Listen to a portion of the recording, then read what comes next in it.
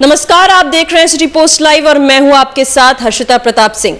मर जाऊंगा मिट जाऊंगा लेकिन पूर्णिया नहीं छोड़ूंगा। जैसा कि आप जानते हैं, पप्पू यादव आजकल बस यही राग अलापते रहते हैं। एक और राजद ने पूर्णिया की सीट अपने पास रख ली तो वहीं पप्पू यादव भी वो सीट छोड़ने को तैयार नहीं है और पूर्णिया में भी काफी हाई वोल्टेज ड्रामा देखने को मिल रहा है। इस पूरे मामले को लेकर हमारे साथ चर्चा करने के लिए मौजूद हैं वरिष्ठ पत्रकार श्रीकांत प्रत्युष जी।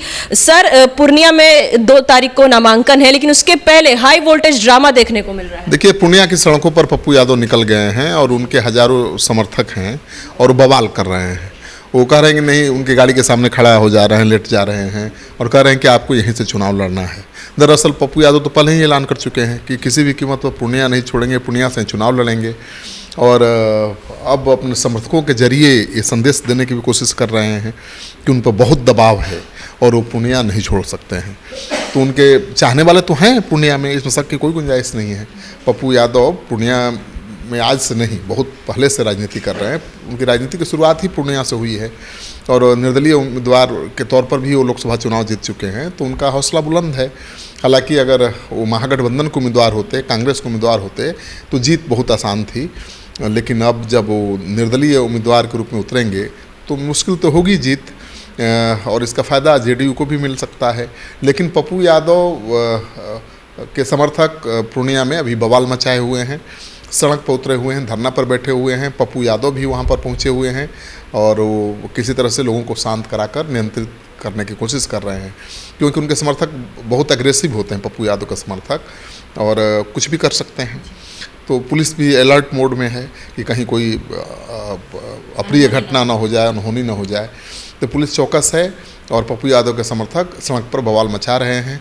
पप्पू यादव वहाँ पहुँचे हुए हैं और उनको नियंत्रित करने की कोशिश कर रहे हैं। तो पप्पू यादव मानकर चलिए कि पूर्णिया से ही मंगलवार को अपना नामांकन पर्चा दाखिल करेंगे और बतौर निर्दलीय उम्मीदवार ही चुनाव लड़ेंगे, क्योंकि कांग्रेस पार्टी उनको इजाज़त नहीं देगी कि वो कांग्रेस का झंडा लेकर, कांग्रेस का नेता बनकर निर्दलीय चुनाव मैदान में उतरे, क्योंकि कांग्रेस के पास वो सीट है ही नहीं, वो तो आरजेडी के पास सीट है। अगर कांग्रेस ऐसा करेगी या करने देगी उनको तो गठबंधन टूट जाएगा। और तेजस्वी यादव तो डो टूक कह चुके हैं, साफ कह चुके हैं कि हमारा गठबंधन पप्पू यादव से नहीं है, हमारा गठबंधन कांग्रेस पार्टी से है और किसको किस सीट पर लड़ना है वो तय हो चुका है। और ये सब कुछ पहले ही तेजस्वी यादव दावा कर रहे हैं कि जनवरी में ही तय हो गया है। पप्पू यादव तो आज कांग्रेस में शामिल हुए हैं। कौन सीट पर कौन पार्टी कहाँ से लड़ेगी ये जनवरी महीने में ही तय हो गया है, तेजस्वी यादव कह रहे हैं। लेकिन अब सच्चाई क्या है अब तो वही जानेंगे। अब सीट शेयरिंग अगर जनवरी में ही हो गई तो इतना देर क्यों हो रहा था सीट के ऐलान में, और सीट शेयरिंग का ऐलान तो अभी हुआ है, जाकर पहले चरण के नामांकन का डेट खत्म हो गया तब सीट शेयरिंग का ऐलान हुआ। और लालू यादव जी ने बिना सीट शेयरिंग के ही अपने उम्मीदवारों को, पहले फेज के उम्मीदवारों को दे दिया सिंबल भी, नामांकन भी दाखिल कर दिया उन्होंने। और उसी चक्कर में कांग्रेस पार्टी के 3 बड़े नेताओं का टिकट कट गया। निखिल कुमार औरंगाबाद से लड़ना चाहते थे, लालू यादव जी ने अपना उम्मीदवार दे दिया वहाँ पर। कन्हैया कुमार बेगूसराय से लड़ना चाहते थे, लालू जी ने सीपीआई को दे दिया वो टिकट सीट। और अब पप्पू यादव जो पूर्णिया से लड़ना चाहते थे वो सीट लालू जी ने बीमा भारती को दे दिया है। तो तीनों कांग्रेस के बड़े नेता पैदल हो चुके हैं, तो सब तो नहीं इतना विरोध कर सकते, लेकिन पप्पू यादव विद्रोही स्वभाव के नेता हैं, वो बर्दाश्त नहीं करते हैं किसी बात को, और ज़्यादा क्या थोड़ा देर भी नहीं बर्दाश्त कर पाए और वो बागी मुद्रा में हैं, बागी तेवर अपनाए हुए हैं। और आज जिस तरह से उनके समर्थक बवाल मचा रहे हैं पूर्णिया में, उससे उनका उत्साह और बढ़ेगा। और मुझे लगता है कि जैसा कि उन्होंने ऐलान किया है मंगलवार को नामांकन पर्चा दाखिल करने का, तो कर देंगे। और मंगलवार के बाद दूसरे दिन बुधवार को बीमा भारती आरजेडी की प्रत्याशी के रूप में नामांकन पर्चा दाखिल करेंगी। तो पूर्णिया की लड़ाई काफ़ी दिलचस्प होने जा रही है, क्योंकि पप्पू यादव के समर्थक वहाँ हाई वोल्टेज ड्रामा करेंगे पूरे चुनाव में अगर किसी भी दल के प्रत्याशी को अगर डर है किसी से तो पप्पू यादव से है। जेडीयू के प्रत्याशी को राहत की सांस ले रहे थे कि पप्पू यादव को ये सीट नहीं मिली, पप्पू यादव मधेपुरा से लड़ेंगे, और उनको बहुत राहत महसूस हो रही थी कि बीमा भारती उतनी उपद्रव नहीं मचा पाएगी जितना पप्पू यादव का समर्थक मचाते हैं। लेकिन अब तो पप्पू यादव भी वहाँ होंगे, बीमा भारती भी होगी, तो जेडीयू के उम्मीदवार संतोष कुशवाहा के लिए भी आसान नहीं होगी लड़ाई।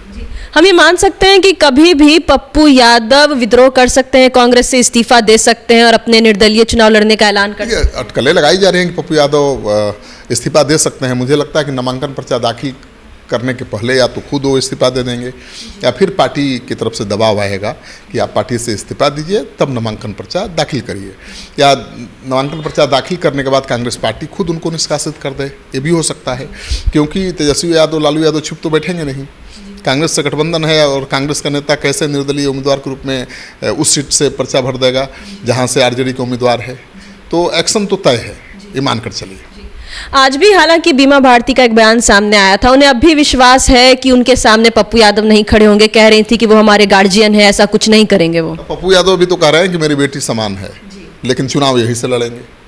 बीमा भारती चांस ले रही हैं, वो चाहती है कि किसी तरह से पप्पू यादव मधेपुरा से लड़ने के लिए तैयार हो जाए। तो पप्पू यादव पीछे हटने वाले नेता हैं, आज तक पीछे नहीं हटेंगे, तो बीमा भारती कहने से क्यों हटेंगे। लालू तेजस्वी से आर पार के मूड में है तो फिर बीमा भारती के आग्रह को क्यों मानेंगे। कांग्रेस पार्टी से कहिए कि आर पार के मूड में न है, कांग्रेस पार्टी के उम्मीदवार हैं, कांग्रेस पार्टी का आरजेडी से गठबंधन है, वो सीट उनकी चली गई है आरजेडी के खाते में, फिर भी वो विद्रोही मुद्रा में है, मतलब वो मानेंगे नहीं। और बीमा भारती संकट में फंसी हुई है, क्योंकि अकेले लड़ती तो शायद लड़ाई अच्छी हो सकती थी, लेकिन पप्पू यादव भी उतर जाएंगे, बीमा भारती भी उतर जाएंगी, तो आसान राह हो जाएगी जेडीयू की। तो जेडीयू की लड़ाई जो कठिन होने वाली थी अब आसान हो जाएगी, मुझे लगता है। आप सुन रहे थे वरिष्ठ पत्रकार श्रीकांत प्रत्यूष जी को। हम आपको बता दें, पूर्णिया में हाई वोल्टेज ड्रामा चल रहा है, पप्पू यादव के समर्थक सड़कों पे उतरे हुए हैं। तो अब यह संभव है कि पप्पू यादव और बीमा भारती की लड़ाई में जेडीयू के उम्मीदवार को फायदा होता दिख सकता है। अब पप्पू यादव क्या फैसला लेते हैं, निर्दलीय चुनाव लड़ने का या कांग्रेस से इस्तीफा देने का फैसला लेते हैं, यह भी देखने वाली बात होगी। फिलहाल इस खबर में इतना ही। आप आगे की खबरों के लिए देखते रहिए सिटी पोस्ट लाइव। इस वीडियो को लाइक करें, शेयर करें और चैनल को सब्सक्राइब करना ना भूलें। धन्यवाद।